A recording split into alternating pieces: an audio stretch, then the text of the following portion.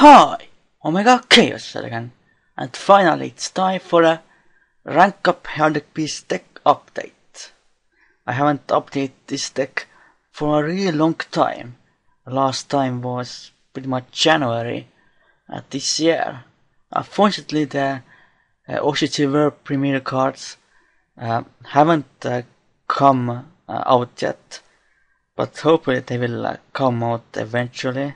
There are some rumors of them being released in December, but I'm not sure if that is going to be true. But I guess we have to hope for the best. But let's then go over this my current version of Rank-Up Heraldic Beast. It's one of my absolute favorite decks, definitely. So, first monsters. Of course, the free Herald Beast Leo, the main charge of the deck, really good. This is the card that makes the deck pretty consistent and viable. Its effect triggers whenever it is sent to the graveyard, so that's very good. Then free Apocome, just as a 1800 attack beater. It's also a win monster for lineage story plays, and it has an effect that is not very relevant, but you can use it sometimes. So you have 2 Herald Beast Apocome in the graveyard. You can banish one to then add a Heraldic Beast monster from a graveyard to your hand. So that can definitely be very good in some situations. Then one of the OCG World Premiere cards is Herald Beast Amphispiana. You can discard one other Herald Beast monster from a hand to special summon it. So that's very good, helps you make spamming plays much easier. But of course you have to get rid of a Herald Beast card from your hand, but mostly you are going to discard Leo anyway, so you shouldn't lose much advantage. Then Herald Beast Twin-Headed Eagle. It's pretty good, but it's not the best Heraldic Beast, of course. But it is a win monster for lineage story plays like Amphispiana and Apocome. And you can banish this card from the graveyard and if you have a Exist monster with no materials, you can just banish this and get 2 Herald Beast monsters and then add them to that Exist monster as Exist material. So that can definitely be very nice.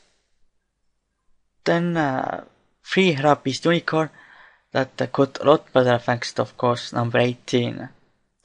So yeah, definitely a lot more viable with the OCG World Premiere support. Without it, it's not really that great.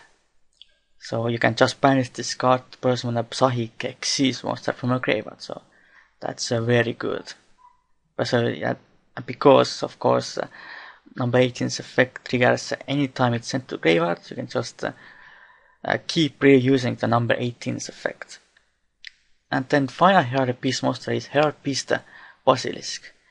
It's pretty good. It just destroys any monster that battles with it. And the last monsters in the main deck are free Quiet Kage, just to make my rank 4 plays easier to make, and it's also searchable with Kingdom of Fairy Nymphs, of course. Then spells, of course it's a rank up deck, so I play 3 rank magic limited variants force. Still the best rank magic for rank 4 base decks. I do kinda want to put quick chaos in this deck, but I'm not sure if that will be very good in this deck. Then of course the most powerful card in Herald Beast deck is Advanced Heraldry Art, which basically have 1 card rank 4 Xyz. Just spell summon your 2 Heraldry Beast monster from a graveyard, and then you instantly go for Xyz summon. Then 2 Heraldry Reborn, which is just a monster reborn for Heraldry Beast monsters, Heraldry Beast archetype. And then finally a Fiat spell for a Heraldry Beast, Heraldry Augmentation. I only run it at 1 because it's not really that necessary.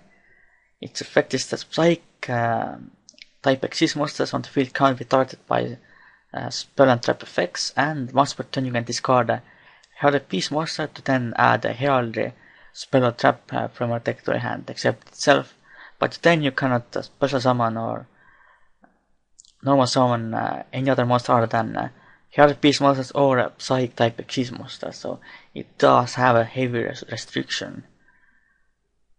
So that's why you only run one, and also if you have this on the field you can't rank up your Psychic type Exist monsters as well, because rank up magic obviously targets. Then 2 Forbidden Lands just to protect my monsters that are important. Then Musical Space Typhoon, of course. Dark Hole, the last spell. And traps. 2 Mind Over Matter.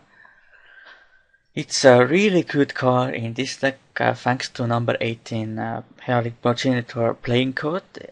You just tribute the Psychic type monster, pretty much negate activation of a spell or trap or normal or special summon. So it's like a solemn judgment for Psychics.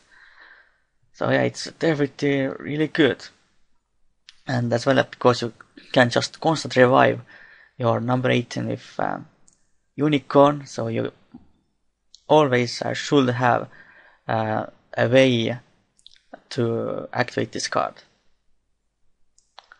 Then Solemn Warning, Commercial Evacuation Device, of course, really good in the current format to bounce your opponent's stall fusions back to the extra deck. Then Bottomless Trap Hole, 2 Dimensional Prison, really good, of course. Banish that window, that is definitely a problem for this deck. And finally 2 Phase Chain, now the extra deck, of course. Of course, the Chaos number 69, here the Crest of Horror. It's of course a really good card in here because you can revive it with Heraldic Beast Unicorn. I don't run number 69 anymore because I don't have a room in the extra deck, and also there are not many easy ways to summon out the 3 Materia rank 4s in this deck, unfortunately, without losing too much advantage. But this card definitely really good because it's a 4000 attack beater, and your opponent can't really attack if they don't want their field to be wiped. Then of course my favorite Chaos number and my second favorite card in Yu-Gi-Oh! Overall, Chaos number 101, Sword Honor Dark. Of course I think by now you know this card's effect, I don't have to explain that. Then Chaos number 106, Chant Red Hand, really good, just yeah, when it's on the field and something is activated on the field, you have to detach a material to then negate the effects of 4 face-up cards currently on the field until the end of the turn. So it's like a light and darkness dragon of sorts. It can definitely be a problem for your opponent, but it's not that hard to get rid of either. And because the effect is mandatory, of course, you can't activate anything yourself if this card is on the field. But still, it's still one of the best Chaos numbers available. And the last Chaos number I run in this deck is Chaos number 80, Requiem in Berserk. It's really good because, of course, it detaches material to banish a card on the field, and it's not a once per turn effect. Of course, it requires a base number to activate that effect. So it can definitely be very devastating for your opponent if you get its effect off 3 times. So yeah, and of course you can also equip it to an Exist monster, and then that monster gains 2000 attack. And if that Exist monster will be destroyed, you can destroy this card instead.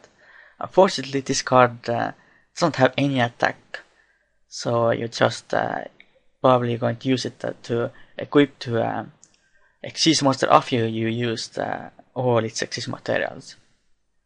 Then your Psychic Exist monsters, number 8, here the King Genome Heritage. Of course, it can copy an Exist monster's effect, and that Exist monster's attack becomes 0 and effects are negated until the end phase. So, definitely a really good card. Of course, it's not generic, It requires 2 layers for Heraldic Beast monsters, but it's definitely not a hard condition to fulfill.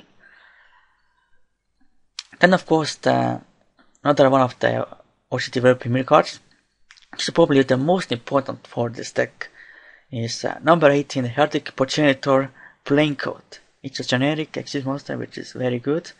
Its first effect is not really relevant at all if you don't play against decks that like Harpies or Cyberdragons that use a lot of mostly the same names by their effects. So its effect, the important effect is that if this card is sent to the graveyard, you can send 2 Heraldic Beast monster from a deck to the graveyard. So that's extremely good. Just send your Leo and Unicorn to the graveyard to then revive your number 18 again, and of course get the shirts with Leo. So then with a really good card.